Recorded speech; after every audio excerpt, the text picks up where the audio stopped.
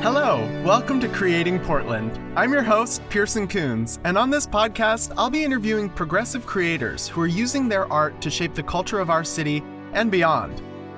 I hope you enjoy this episode of Creating Portland.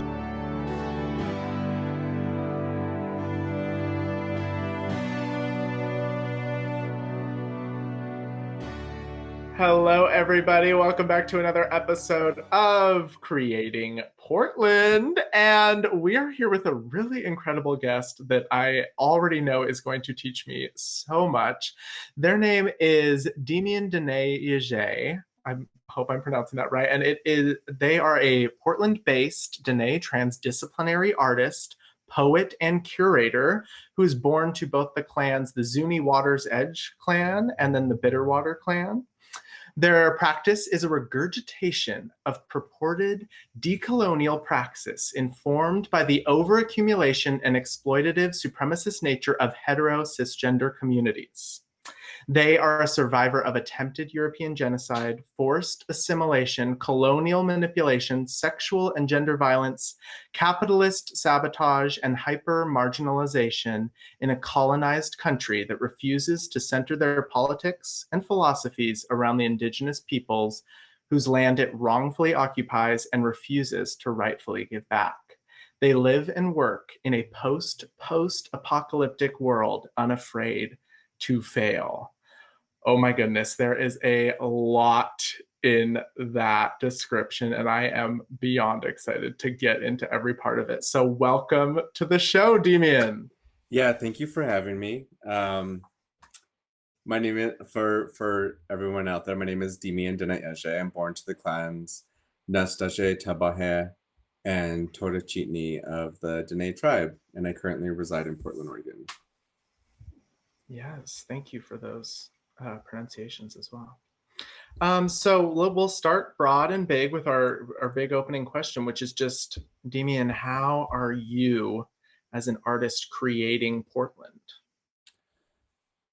By exposing all the flaws of Portland or Oregon itself, everything that it was founded on, the Oregon Trail, Manifest Destiny, sort of romanticized idea of what it means to inhabit that state, to create a simulated idea of belonging and this false sense of owning and participating in a really corrupt construct like settler colonialism. And so I feel like the ways that I've associated with Portland initially was based around like riot girl culture. I was really interested in like small communities and like gardening in the woods, water and everything that the desert doesn't have. I was really interested in having this sort of contrast to that, but primarily was very interested in this subversive underground DIY culture.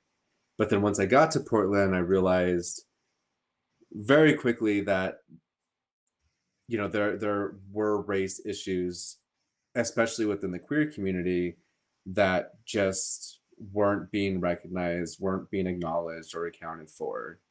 And I feel like that sort of like situates my practice eventually within Portland, kind of turning the gaze back onto the settler colonial mentality, and trying to sort of like deconstruct and make people more aware of how embedded this shit is within like the Portland culture. Yes, absolutely. And how does that, for people that aren't familiar with your work, how does that manifest? What is that? How are you exploring these ideas through your work? Well, I will, like you noted in my artist bio, I'm a transdisciplinary artist. I feel like there are various modes that I utilize in order to get those messages across. First and foremost, I consider myself to be a writer. I feel like that's how I got into the creative arts. Visual art practice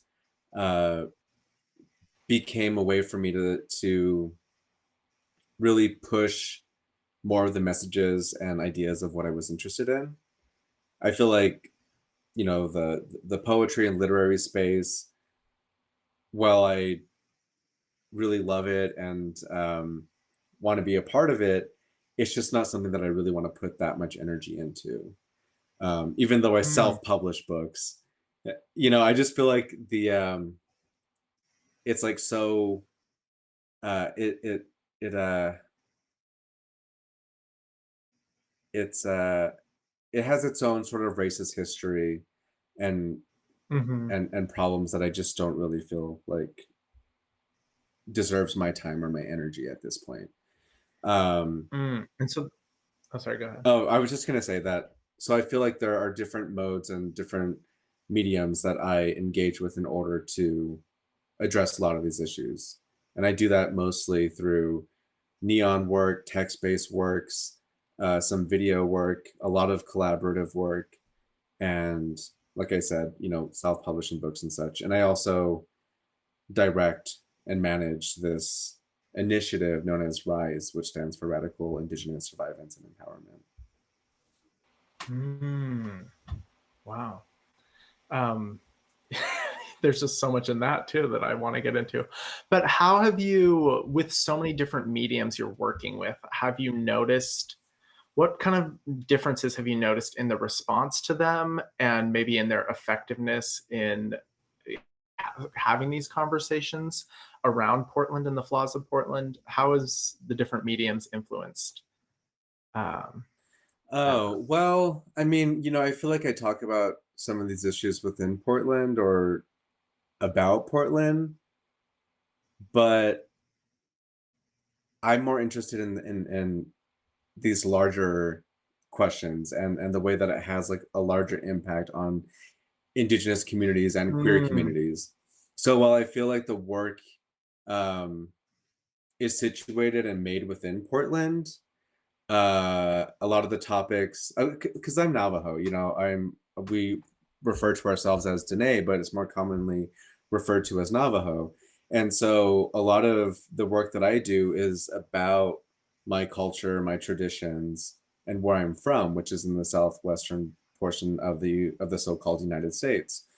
And mm, but I feel like these ideas and these concepts and the whole settler colonial simulation is expansive. It's right. regional, it's local, it's as like each individual state's issue, it's national and it's global at this point. Uh, so I don't know. I guess one prime example might be a exhibition that I was a part of for the Portland Biennial this last round, and we had when I say we, I'm talking about myself and the work that I do through Rise. We're invited to engage and participate in that Portland Biennial. And we had remounted this Mhm, exhibition that was previously installed at Pioneer Works in Brooklyn, New York, on Lenni Lenape territory in Lenapehoking.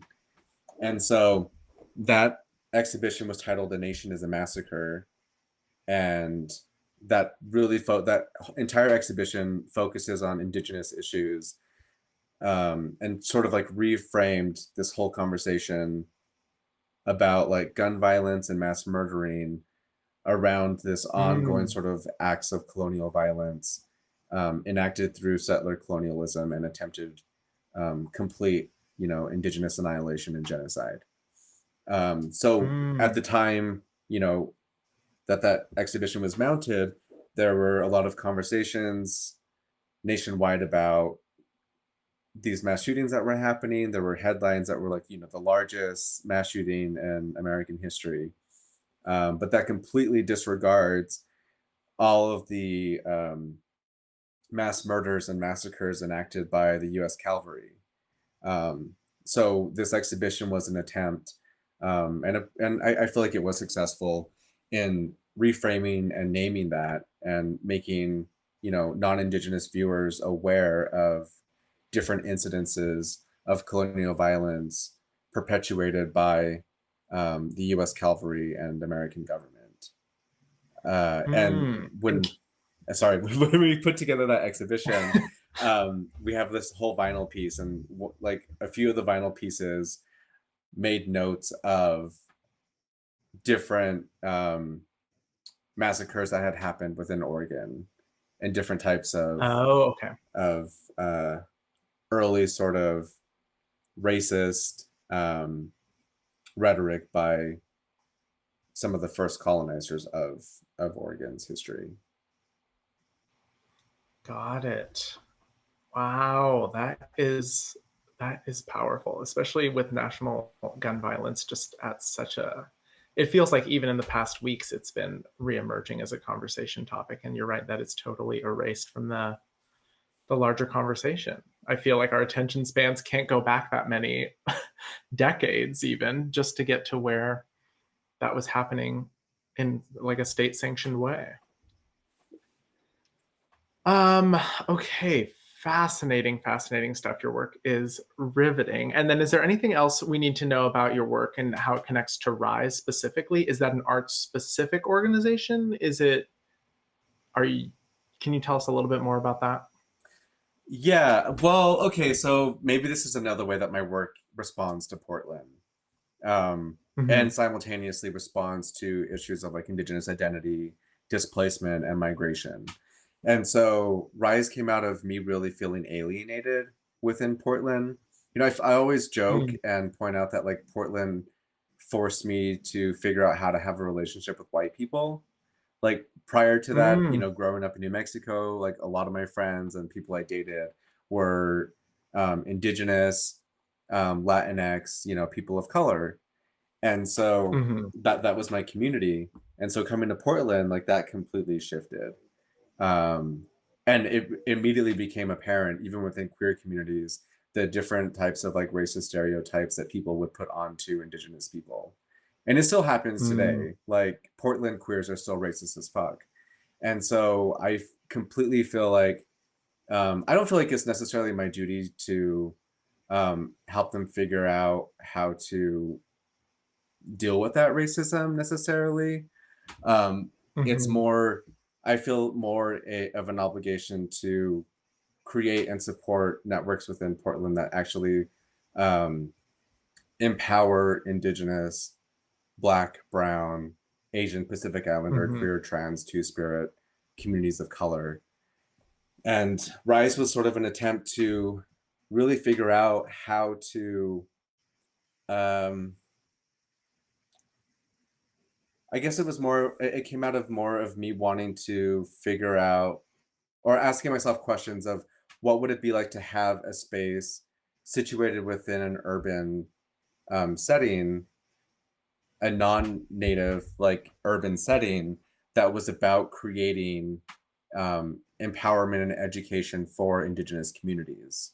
And I'm not talking Mm. about like just a standard, because sometimes what happens within urban cities and such is they'll have native centers, but I still feel like sometimes these native centers are pushing this um, conservative, sort of traditional assimilative agenda. And so Mm-hmm. I think that there are very important and amazing traditions that do need to pass on.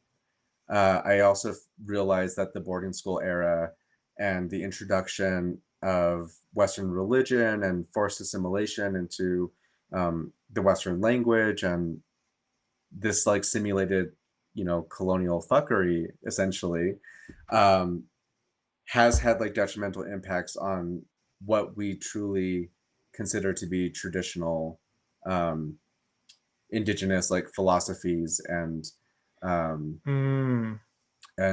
ways of seeing the world and being in the world.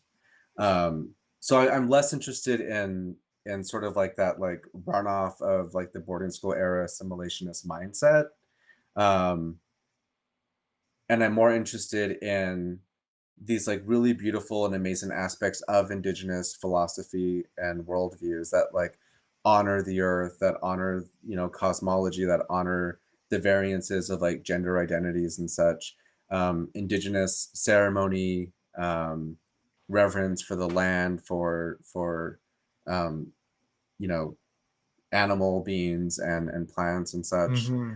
Um, and then I became also interested and fascinated in what it would be like to take all of that and focus on the evolution of Indigenous identity, of Indigenous cultures and such. And I think a lot of people, especially from my generation, are really um, pushing that and asking themselves these same questions of how we move forward. And some of those beautiful examples are how do Indigenous communities become accountable and create safe spaces for Black Indigenous relatives and Afro-Indigenous communities? Mm-hmm. And how do we deal with Mm-hmm. even the racism that is embedded into Indigenous communities, post-colonization? And Right. so anyway, I feel like Rise is sort of came out of like asking myself these questions and trying to figure out what that space would look like. Um, Mm-hmm.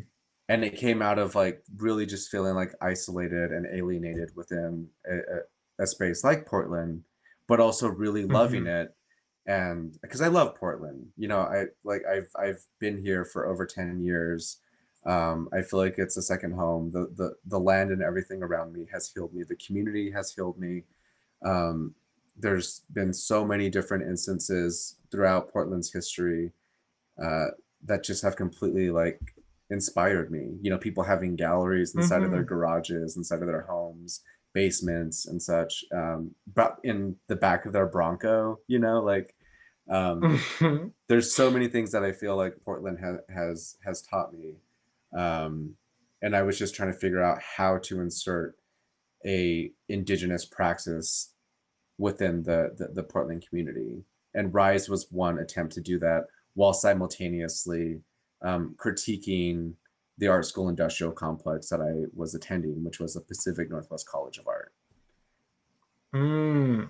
Yes, and we've had several guests on here from Yeah. that educational background who have some, I'm sure, similar thoughts.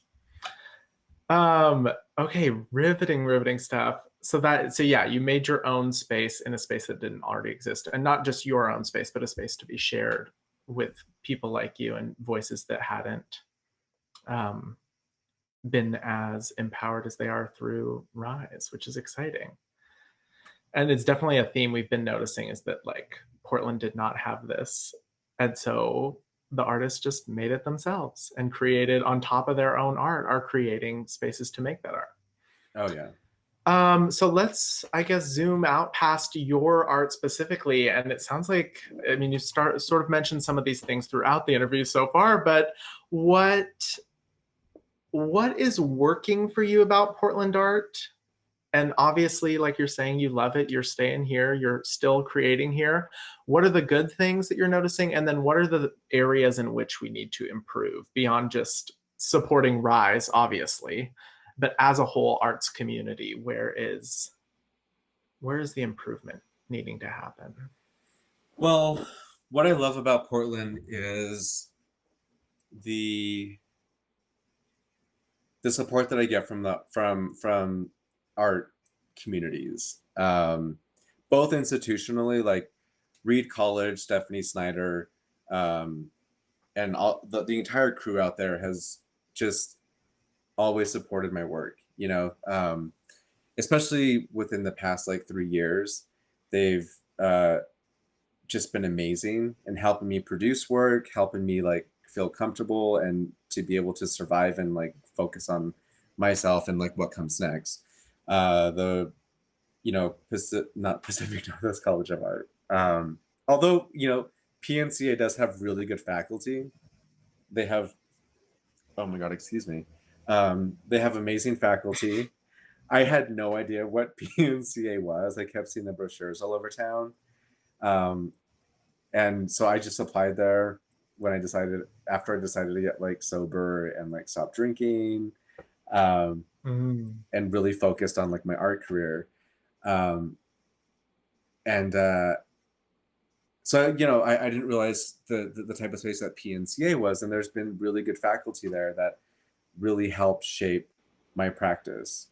That Mm. really helped me like feel comfortable in having this assertive, unapologetic tone that other colleges that I had been to previously just were not about.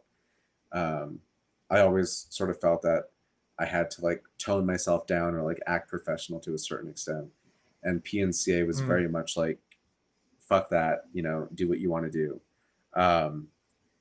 And Pica is a really good space. They've been really supportive. They've created different types of opportunities for different artists. They support local, regional, national artists, international artists. They bring Portland into this space that creates conversations and communities of engagement that far exceed the boundaries of Portland and Oregon itself. But I think I really just love the way that Portland has worked. I think it's definitely held on to that DIY punk sort of mentality. Again, like making communities and building communities for ourselves. That eventually, these galleries around town have to recognize and but that I also feel like sometimes like end up co-opting.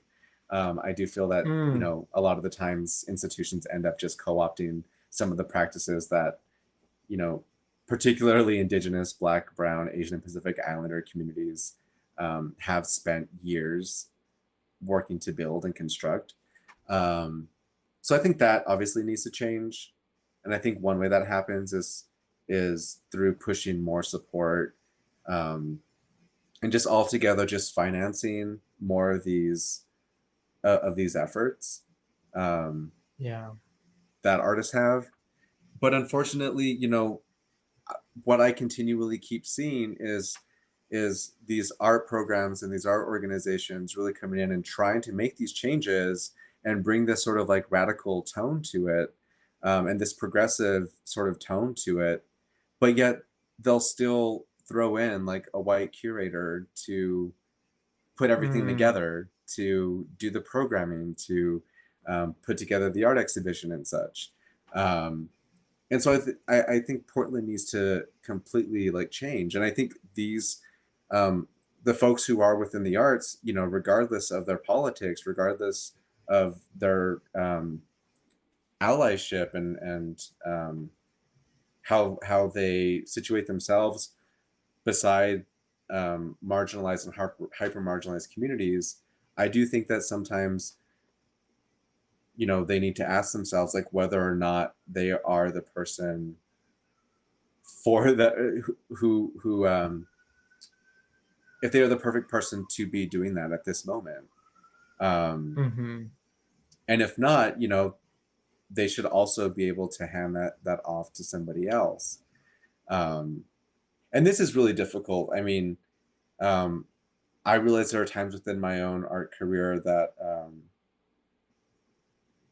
it actually would have been nice to hand it off to somebody else.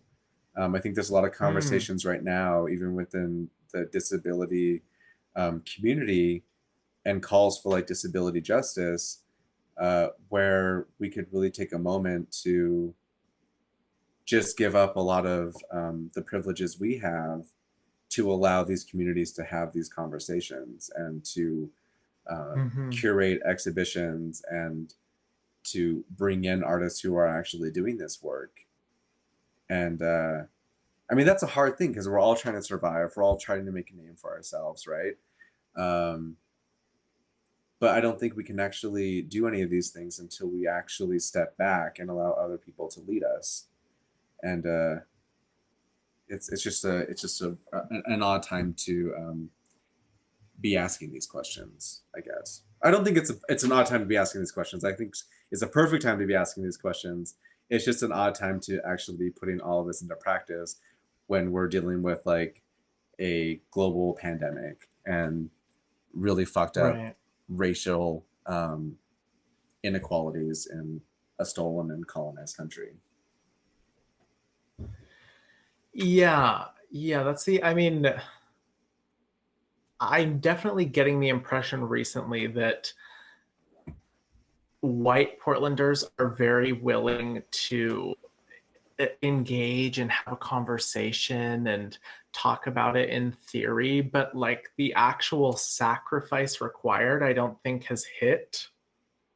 I want to say like my community, white people in general, just the level of like maybe not being able to do things, or maybe not having a voice in a conversation, or maybe just stepping back indefinitely from different things so that these conversations can be had, like you're saying, without interruption and with support and with a focused effort towards actually making change rather than just using it. It almost feels in some ways like an exciting exploration of something new and novel and different, when in reality, the work you're talking about and the kind of art you're discussing is pushing us towards real substantial change eventually if we let it. But I think a lot of the lack of sacrifice and the willingness to be down for that is causing a lot of it. I guess it's just slowing down the process in a way that is Well, yeah, exhausting at times.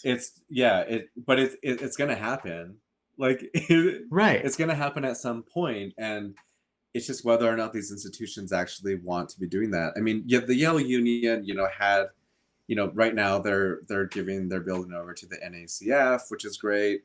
Mm-hmm. The Native Arts and Cultures Foundation, which is wonderful. That they're actually giving that building, like they're Yeah. dealing with Yeah. reparations and land back sort of Mm-hmm. In a mentality real way. in a real way. Yeah. Um, I still think that the Native Arts and Cultures Foundation like still needs to change. I think there are aspects of the NACF that are colonial, and again, like that perpetuate this sort of like assimilative traditionalist mindset. And some of that needs to change. And I've been semi-vocal about that. It's very difficult to have conversations and be critical of like Indigenous organizations and Indigenous spaces, because I also don't want to enact lateral violence against my own communities. But I think criticism is Mm. something that definitely needs to happen, especially in spaces that are primarily run by hetero cisgender individuals. Um, so I mean, there's that part of it, and the other part of it is also I feel like a lot of these institutions and art galleries and spaces within Portland like could actually give a lot of their resources and a lot of what they do over to Indigenous, Black, Brown, Asian, and Pacific Islander communities.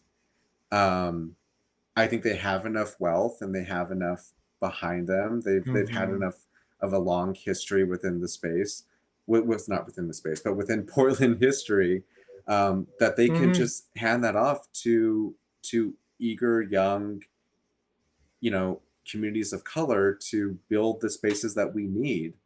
Um, Yeah. whether those are mutual aid efforts, whether that's completely restructuring the way that art is handled, or art is presented, or any of it.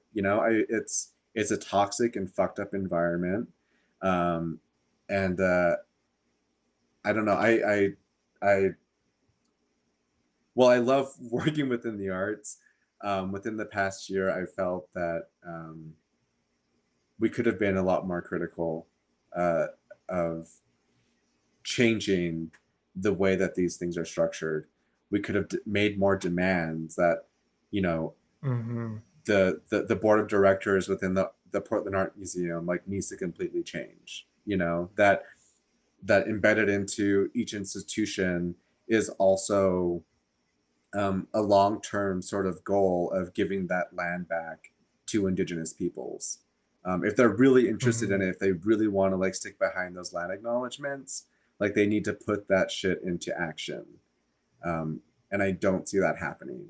I see it happening in small ways here and there, but it's not enough. Mm-hmm. Well, that is actually a amazing transition into our final section, which is just what is your hope for Portland? What do you see is as the future that we can achieve if we do head in that direction? What does that look like for you? Well, shit, I don't know. I really don't know.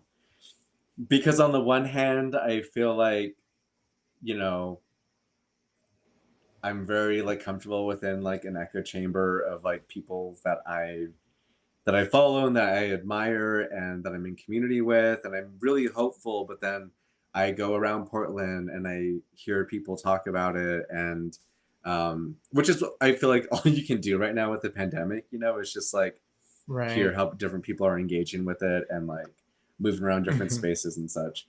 Um, but I feel like there with the influx of people who have moved into state and such. Um, I don't know how ready Portland is to make these transitions. Um, Mm. I don't think it will be an easy space for us to get into. I don't know if building the future of like security and love that we are asking for um, is going to be very simple. Um, as we saw with the protests even last year, it quickly turned um, against the movement, public Hmm. opinion and such, and we still have a bunch of white supremacists, far right, QAnon activists and such, rebel rousers, whatever, like Hmm. um, out there within Oregon that I don't know what it will look like in the next few years. But what I hope ends up happening is again building these like networks and safer spaces for marginalized communities, and that Hmm. these demands that we are making, which are very simple and are just invested in creating safety and security and love and compassion and community care and um, you know providing and nourishing the earth and looking out for like future generations and such, like these are all very simple things that we could be putting into practice right now. But I think Hmm. that's what the future looks like, and I think there's a lot of people who are working to get there, and we have to continually remind ourselves that the present time that we are living in did not look this way for you know my grandparents who have passed on. The ways that I'm embodying my queerness, my indigeneity, my gender identity and such did not look the way that it did 50 years ago, and that came through Right. the hard work, efforts, and activism of various generations. So we need to remind ourselves that it is possible, and that the work that we're doing right now to build a future um, will create, you know, hope and love and compassion for future generations. Um, Mm. and I believe that we will get there. Um, you know, I think pessimism is also a a colonial agenda, and we need to figure out how to um, dismantle that within our thinking. Mm.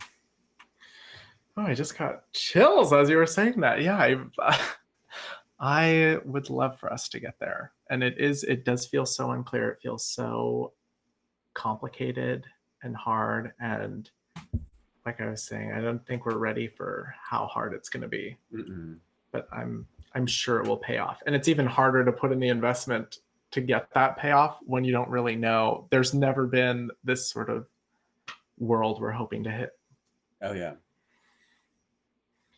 Well, thank you so much for being here, Demian. I really appreciate everything you've said tonight. It's been so fascinating and interesting to hear your perspective. So thanks for being here. And where can people find you online? Where can they follow your work? How do they engage with you after the pod? They can follow me on Instagram at heterogeneous homosexual, and the Rise account is at Rise Indigenous. And Okay. those are really the best ways. My Instagram is basically an extension of my practice. It's kind of like a notebook or what have you. I don't have a website. So that's really the main way that people are exposed to my work and whatever bullshit I'm saying. Nice. All right, great. Well, we'll make sure to link those below. And thank you so much for being here, Demian. Yeah, thank you all as well. And hope you're safe out there. And thank you for creating this space and amplifying the voices that need to be heard. Thank you so much for tuning into this episode of Creating Portland with me, Pearson Kunz. Don't forget to rate, review, and subscribe, and check us out on Facebook, Instagram, and Twitter at Creating PDX, or on our website, creatingpdx.com. This podcast was brought to you by Wolf and Thunder Productions and Golden Pride Productions. See you next time. Bye!